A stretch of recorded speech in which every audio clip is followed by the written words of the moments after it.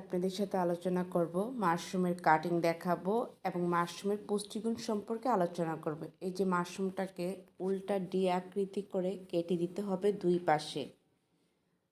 কাটাটা বড় করা যাবে না। এটা থেকে আমরা অল্প অল্প করে পানি স্প্রে করলে আপনার মাশরুমের বের হবে। তাই আমরা কাটাটাকে যথেষ্ট ছোট রেখে সুন্দর করে কাটবো এবং পলিথিন যাতে কোনো দিক থেকে ছিঁড়া ফাটা বা কেটে না যায় সেদিকে লক্ষ্য রাখবো। মাশরুমটা কেটে এরকম চেষে দিতে হবে যাতে মাশরুমের উপরে যে স্পনের উপরে যে সাদা আবরণটা থাকে সেটা দূর হয়ে যায়।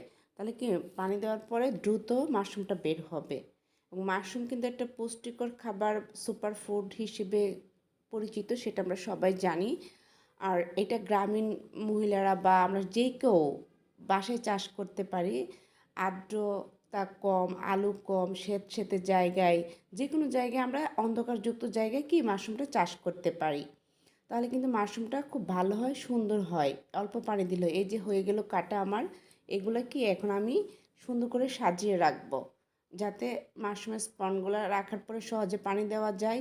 এর জন্য পানি দিলে দ্রুত পানি দিতে পারি এবং পানি যাতে নিষ্কাশন ব্যবস্থা থাকে সেদিকে খেয়াল রাখতে হবে।